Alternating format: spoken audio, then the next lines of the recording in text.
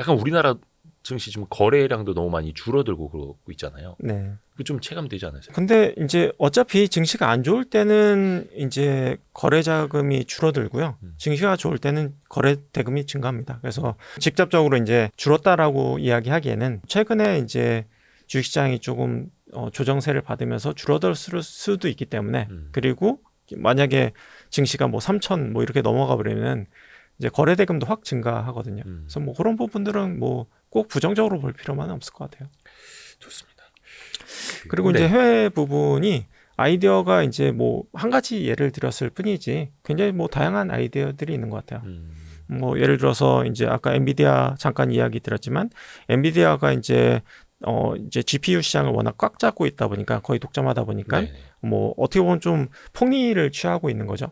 그렇죠. 그러다 보니까 여러 가지 서버 업체들이나 이제 그 앱 업체들이 이제 좀 대체를 하고 싶어 하고 있는 상황이에요. 그래서 이제 우리만의 어떤 AI 서버를 구축하고 싶다, 칩을 만들고 싶다 이런 니즈가 굉장히 좀 많은 상태이거든요. 그래서 만약에 이제 해외 업체들이 이제 빅테크들이 자체적으로 칩을 만들겠다라고 하면은 이제 이걸 누구한테 의뢰를 해야 돼요.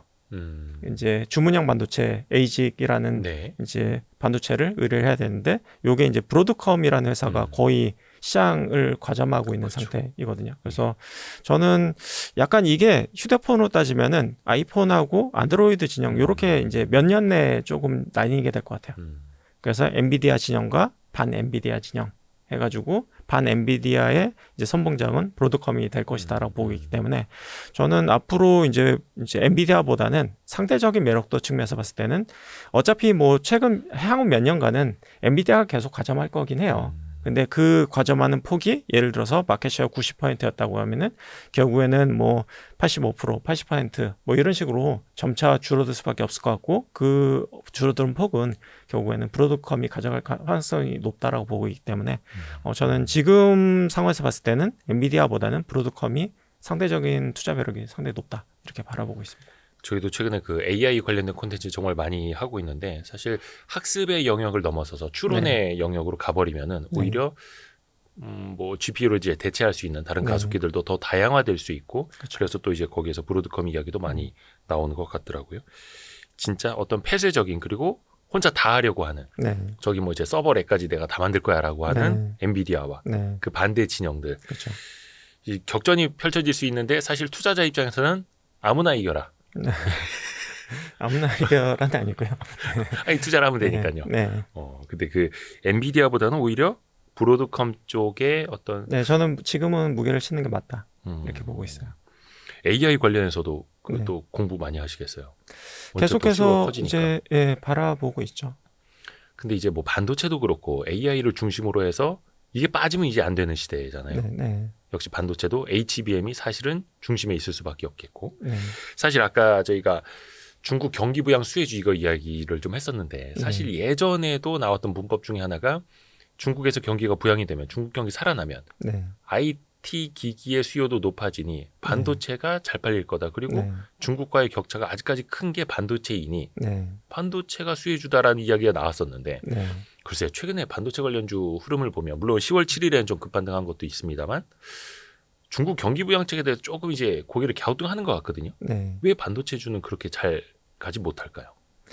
지금 반도체가 약간 양분화되고 있는 것 같아요. 그러니까 레거시 DRAM하고 HBM으로 이제 대표되는 약간은 고성능 반도체와 시장이 좀 양분되고 있는 게 HBM 같은 경우 예를 들면은 이제 내년에 하이닉스나 이제 마이크론도 동일하게 얘기하는 게 2025년 장사 이미 다 끝났다. 이미 물량이나 가격 같은 것들이 다 확정이 되어 있고 이미 다 팔렸다라고 이야기를 하고 있거든요. 뭐 그 기준으로 봤을 때 이제 하이닉스의 HBM 매출액이 거의 2배 정도 증가할 걸로 좀 보고 있어요. 그만큼 시장 상황이 엄청 좋다라고 보이고 있는데 레거시 DRAM이라고 할 수 있는 뭐 DDR4 램 같은 경우에는 지금도 이제 재고가 많이 쌓여 있는 상태이거든요. 그러다 보니까 좀 양분화돼서 나타나고 있다는 부분이고 중국 경기가 좋아지더라도 레거시 DRAM이 지금 좋아지지 않고 있는 이유는 재고가 여전히 많다라는 부분인 것 같아요. 그래서 물론 이제 중국 경기가 이제 회복되고 이제 좋아지면은 반도체에 대한 수요도 좋아지긴 하겠지만 지금 재고 상황을 감안했을 때는 레거시 DRAM의 회복 속도는 상당히 더딜 것으로 보인다라는 부분으로 보이고 있고요. 다만 오히려 이제 최첨단에 있는 반도체 영역은 쇼티지 상황이 지속되고 있다. 그래서 이게 좀 양분돼서 나타나고 있다라고 보면 될 것 같아요. 그래서일까 이게 주가로도 너무 명확하게 나타나는데 저희가 10월 7일 월요일 오후에 촬영을 하고 있습니다만 네. SK 하이닉스가 6.2% 올랐네요. 네. 18만 4,900원으로. 네. 삼성전자는 0.6% 올랐네요. 네. 하이닉스 6% 오를 때 네. 삼성전자 0.6% 네. 강보합. 오늘도 보니까 아침에 또 5만 원대 잠깐 또 갔다 왔고 네. 지금 이제 6만 1,000원. 이 6만 원 안팎을 벗어나지 못하고 있는데 이거 우리나라에서 지금 얼마지? 550만 명인가 삼성전자 주주가? 네. 어떻게 해야 됩니까? 삼성전자는.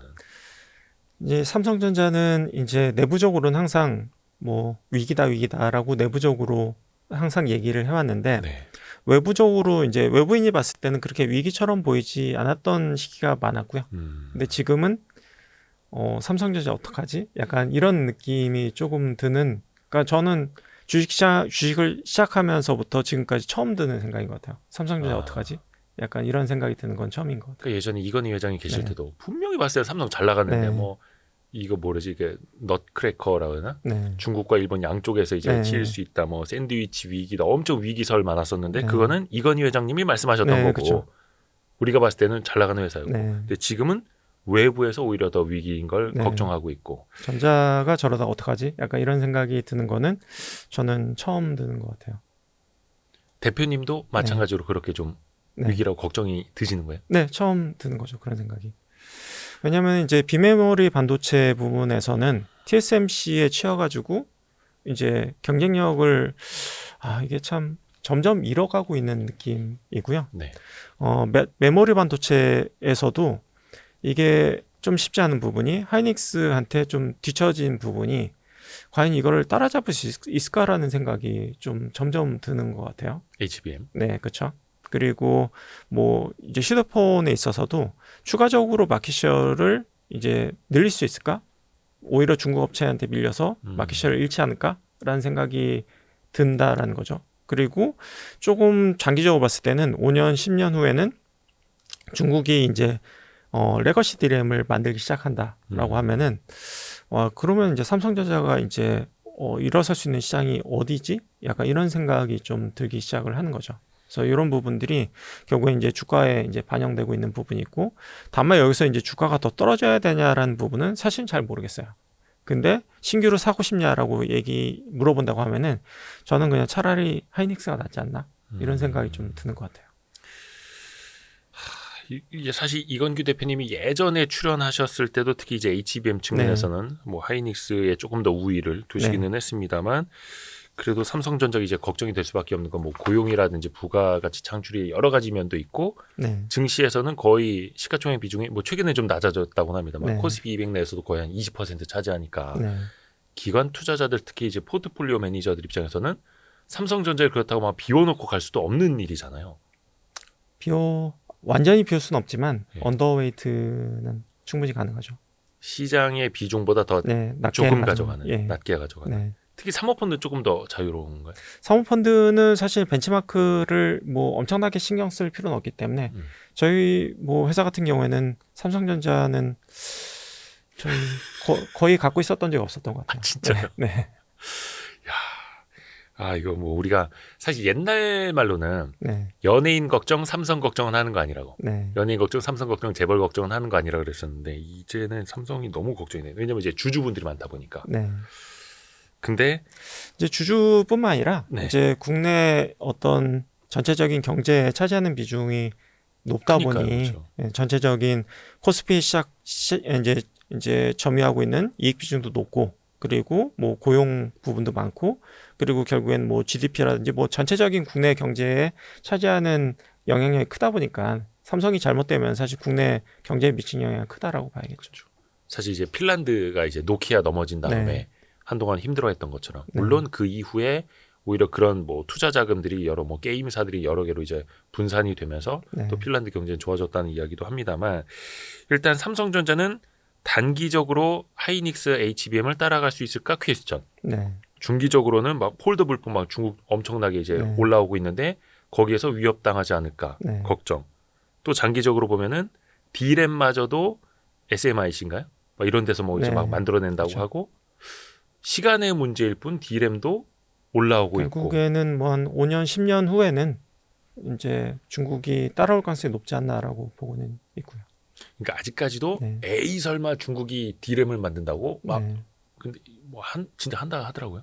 아, 그렇죠. 근데 이제 결국에는 물론 이제 성능이나 수율도 이제 봐야겠습니다. 예, 가격이나 이제 원가라든지 수율이라든지 이런 부분들이 좀 중요한데 그거 무시하고 지금 가고 있는 상황이어서 좀 중국 지켜봐야 그냥 될 막 것 다 같아요. 네. 때려박아서 네. 물량으로. 네. 사실 이게 언제입니까? 거의 한 1년 전부터 이 얘기 계속했는데 삼성전자가 네. 엔비디아의 HBM 뭐 3 같은 네. 거 퀄테스트 통과하면 좀 나아지지 않겠는가? 네. 그게 이제 24년 1분기엔 되느냐, 네. 2분기엔 되느냐. 네. 그러다가 이제 4분기 가고 있는데 이거 혹시 기대감도 이제 없나요? HBM 3 퀄테스트? HBM은 이게 조금 기존의 이제 D램 시장하고 좀 다르다라는 부분이 되게 중요한데요. 그러니까 네. 주문형 반도체에 좀 더 가까운 것 같아요. HBM. 그래서 이제 과거 같은 경우에는 예를 들어서 레거시 D램을 이제 이제 D램 3사가 네. 누가 먼저 이제 개발하냐가 뭐 엄청나게 중요한 부분은 아니었을 수 있는 게 상대적으로 봤을 때 예를 들어서 이제 삼성이 먼저 뭐 D램을 개발했다. 그러면 이제 하이닉스가 뭐 시차를 두고 뭐 한 3개월, 6개월 시차를 두고 개발을 했다고 하면은 그러니까 기존에 있는 삼성전자 납품하던 가격보다 조금 싸게 납품하면은 하이닉스로 그냥 요거 삼성전자 빼서 하이닉스 거를 그냥 집어넣으면 꽂기만 하면 됐던 구조. 그렇죠. 범용이니까. 예.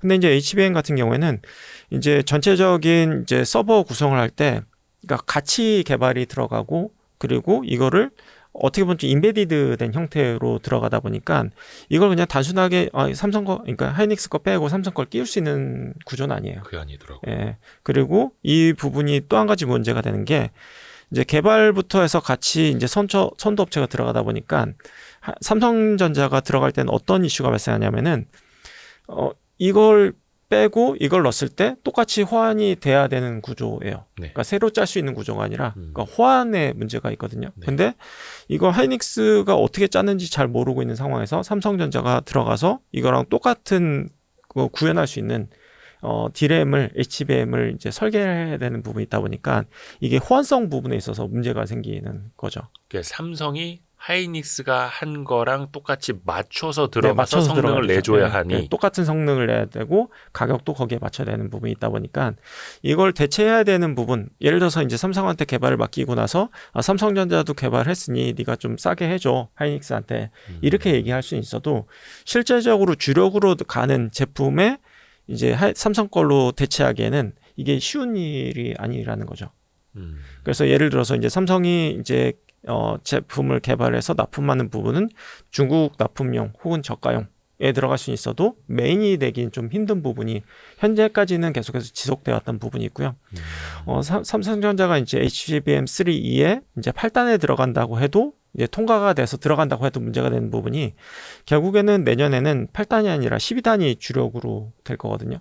그래서 이제 8단에 들어가는 게 중요한 게 아니에요. 그러니까 12단에 들어갈 수 있냐라는 부분이고 하반기가 되면 HBM4가 나올 거거든요. 거기에 들어갈 수 있냐가 문제가 되는데 지금의 이제 삼성전자의 스케줄이나 지금까지 해왔던 것을 봤을 때는 이제 하이닉스를 제치고 먼저 들어갈 수 있느냐? 결국에는 이제 후발주자가 될 가능성이 높다라는 거죠. 그렇게 봤을 때는 앞서 말씀드렸던 문제점들을 고스란히 가져갈 확률이 좀 높기 때문에 결국에는 조금 경쟁력 측면에서 봤을 때는 뭐 HBM3 8단에 들어갔다라는 부분이 정말 중요한가? 뭐 이런 생각이 점차 드는 것 같아요. 그때 하이닉스는 HBM4를 공급하고 있는데 12단을 주력으로 공급할 거고 내년 하반기가 됐을 땐 4를 공급하게 될 텐데 이것까지 다 따라잡을 수 있느냐가 문제인 거죠. 그러니까 삼성전자는 이제 완벽한 후발주자라는 뜻이네요. 현재로 봤을 때 완벽한 후발주자가 됐고요. 초격차로 앞서가는 회사가 아니라 후발주자. 네. 야, 어쩌다 이렇게 됐지. 참 세상이 무섭습니다. 그래서 이게 결국엔 실적으로 나타나는 부분이 올해 이제 3분기 실적이 이제 삼성전자 반도체 사업부하고 하이닉스의 이제 영업이익을 봤을 때 처음으로 이제 하이닉스의 영업이익이 삼성전자를 추월해서 더 큰 이익이 나올 것 같아요. 그러니까 매출액은 거의 한 2배 가까이 차이 나는데 영업이익은 하이닉스가 더 높게 나타난다는 거죠. 물론 이제 저희 녹화 이후에 네. 삼성전자의 어떤 잠정 실적 이런 것도 발표가 되겠습니다만 이제는 내실 중심으로 봤을 때는 이제 하이닉스가 그냥 반도체 넘버원이 돼버리는 넘버원이 됐죠. 이제는 인정을 네. 해야만 하는 네. 참 씁쓸합니다. 근데 하이닉스도 사실 주가가 많이 빠졌었어요. 네. 10월 첫째 주까지 기준으로는 고점 대비 한 30% 빠졌었더라고요. 물론 네. 10월 7일에 한 6% 이상 급반등을 하긴 했습니다만 네. 하이닉스는 좀 앞으로는 어떨 거라고 보세요? 결국에는 이제 사이클이 있을 수밖에 없지만 조금 2, 3년적인 좀 중기적인 관점에 봤을 때는 하이닉스는 재평가되는 게 맞다라고 생각을 해요. 그래서 이제 삼성전자랑 같이 오르고 같이 빠졌다라고 하면은 이제는 이제 디커플링이 돼서 하이닉스는 재평가되는 구조로 가는 게 맞지 않나라고 생각되는 부분이 있는데요. 그 이유가 아까 말씀드렸던 HBM이 가장 중요한 것 같아요. 그러니까 차세대 메모리에서 선도업체로 됐다라는 부분이고 똑같이 예를 들어서 마이크론도 납품하고 하이닉스도 납품하는데 하이닉스는 뭐 마진이 40~50% 나오는데 마이크론은 뭐 거의 적자 정도 수준을 나타냈던 과거를 봤을 때 납품한 게 중요한 게 아니라 선두주자로서 납품이 되고 이익을 남기느냐 그리고 수율이 나오느냐라는 부분이 되게 중요하다라고 보는데 하이닉스는 거기에 있어서 좀 지금으로서는 압도적인 경쟁력을 좀 보이는 것 같고요. 그리고 이제 HBM의 이제 영업이익 개선 기여도를 보면은 작년이 한 8% 정도 된 것 같아요. 근데 이제 올해를 넘어서 내년에는 30~40% 정도까지 HBM의 이익 기여율이 올라올 거로 보이고 있거든요. 그렇기 때문에 HBM에서 이익을 거두느냐 안 거두느냐에 따라서 전사 영업이익이 굉장히 크게 D램 업체들 내에서도 굉장히 차별화가 이루어질 걸로 보이고 있고 그런 측면에서 봤을 때 하이닉스의 어떤 이익 체력이라든지 이익 잠재력에 대해서는 저는 재평가되는 게 맞다 이렇게 바라보고 있습니다. 또 그것도 여쭤보고 싶었어요. 방금 이제 HBM의 이익 기여도가 올해인가요? 올해? 30에서 40%까지? 내년에 봤을 때 25년도에. 네. 근데 이제 올해는 한편에서는 그 중간 정도가 되겠죠. 8에서 30%그 사이. 이제 이거 양분화 될 거라고 이제 말씀해 주셨잖아요. HBM은 여전히 좋고 앞으로도 뜨겁게 잘 팔릴 거고. 근데 레거시 D램 같은 경우에는 좀 부진하고 아직 못 올라오고 있고. 그러면 이 사이에서 하이닉스는 둘 다 하는데 주가 측면에서 봤을 때 무게 중심을 그러면 HBM 쪽에 두고 조금 더 높이 긍정적으로 볼 수 있다라는 걸까요? D램이 상대적인 매력도가 좀 높다라는 부분이고요. 그리고 영업이익 기여도가 30~40% 정도 된다라는 거는 그냥 주력 사업이라고 좀 보면 될 것 같거든요. 근데 이제 주력 사업이 바뀐 거다 완전히. 매출액이 이제 2배씩 증가하고 있기 때문에 그래서 이제 어떻게 보면 좀 신규 사업이 엄청나게 커졌고 거기에 대한 이익 기여도가 전사 영업이익을 성장시킬 수 있는 부분이 있다 보니까 레거시 D램이 조금 약해진다고 하더라도 전사 영업이익은 HBM 끌고 가는 구조가 된다라고 저는 보고 있고요. 그러니까 이제 약간 반도체 사이클이 이제 정점에 이르렀다. 이제 꺾였다라고 보시는 분들 중에 논리 중에 하나가 HBM 좋은 건 다 아는데 이미 다 반영됐고 저기 레거시가 더 안 좋아진다. 미국 경기도에 둔화되고 하는데 D램은 이제 안 팔린다. 이러면서 이제 상승 사이클은 끝났다 이런 논리가 나오고 있는데 그럼 거기에는 약간은 좀 동의를 안 하시는 것 같은데. 근데 이제 그 레거시 D램도 조금 변화는 있을 거라고 보고 있어요. 지금은 이제 DDR4가 이제 주력인데 내년 됐을 때는 DDR5가 주력이 될 것으로 좀 보이고 있고요. 그리고 AI가 정말 접목이 돼서 우리가 이제 쓰게 되는 디바이스, 예를 들어서 PC라든지 스마트폰이라든지 이런 쪽의 D램도 좀 탑재량이 증가라든지 이제 뭐 좀 변화가 좀 발생할 수 있을 것 같아요. 거기에 대한 이제 수혜를 기대할 수 있다 보니까 지금은 약간은 좀 과도기적인 느낌은 좀 있는 것 같아요. 그래서 지금 레거시 D램이 DDR4 중심이고 그리고 지금은 DDR4의 재고가 많은 상황이지만 DDR5 재고가 많은 건 아니거든요. 그래서 이제 내년 됐을 때는 레거시 D램도 어느 정도 조금 회복될 수 있는 여지가 있지 않나? 그리고 이제 탑재량도 좀 증가할 것으로 보이고요. 그래서 어찌됐든 레거시 D램도 내년에는 뭐 업사이드가 좀 있기는 하다. 근데 이제 기대했던 것만큼의 화끈한 부분은 아니다 보니 조금 조심스러운 부분이 있는 것 같고요. 그것도 여쭤봐야겠다. 참 하이닉스 아까도 이제 불안하게 생각하시는 분들의 논리 중에 하나가 이제 삼성전자가 HBM에서 본격적으로 참전을 네. 하면 네. 물량이 많아진다. 네. 그래서 하이닉스도 좀 이익률이 떨어질 수 있다. 이거 좀 걱정하잖아요. 네. 혹시 그건 어떻게 보세요? 네, 이제 아까 말씀드렸던 부분인 것 같아요. 그 부분에 대한 우려감은 여전히 존재하고요. 근데 이제 그거는 단순 논리인 것 같아요. 그러니까 삼성전자 캐파가 이만큼인데 만약에 이게 다 HBM으로 들어오게 되면은 HBM 시장도 포화로 간다라는 이제 논리이고요. 다만 이제 그 부분이 좀 힘들다고 보는 부분은 아까 말씀드렸듯이 주문형 반도체에 해당이 되는 거고, 이거를 하이닉스 걸 빼고 삼성전자를 가리키고 이거는 기존 레거시 디램에 해당되는 논리이지 HBM에 해당되는 논리는 아니다라고 보고 있습니다. 그래서 삼성전자의 캐파 이꼬르 HBM의 캐파, 그리고 이걸 다 더했을 때 HBM의 포화, 시장의 포화, 이거는 과거에는 그 논리가 맞을 수는 있어도 지금으로서는 저는 논리적으로 맞지 않다라고 보고 있고요. 좋습니다. 그리고 또 뭐 하이닉스나 삼성전자보다 더 많이 빠진 게 아무래도 반도체 소부장 기업들이죠. 네. 한창 이제 HBM 관련주나 네. 인공지능 반도체 막 이렇게 하면서 막 급등했던 반도체 네. 관련주들이 뭐 소부장, 뭐 장비나 뭐 부품 할 것 없이 반토막 난 것도 있고요. 네. 고점 대비 40% 떨어진 게 즐비합니다. 네. 물론 약간 이제 반등할 때 조금은 반등 같이 한 것도 있습니다만, 특히 반도체 소부장은 앞으로 좀 어떻게 대응하면 좋을까요? 저는 레거시 디램과 관련된 비중이 높을수록 여전히 좀 피해야 된다라고 생각을 하고 있고요. 그래서 HBM 관련주들에 조금 더 집중하는 게 맞다라고 보고 있고요. 다만 이제 계속해서 지켜보긴 해야 될 것 같아요. 아까 말씀드렸듯이 AI가 결국에는 디바이스를 좀 바꿀 수 있느냐? 이 부분이 조금 레거시 디램에 희망을 걸 수 있느냐의 핵심이 될 것 같기는 해요. 근데 그 부분 좀 지켜봐야 될 것 같고요. 반도체 소부장 역시 레거시보다는 네, 그냥 HBM 쪽으로 집중하는 게 맞다. 근데 지금 이제 주가가 거의 많이 떨어진 측면에서 보면 네.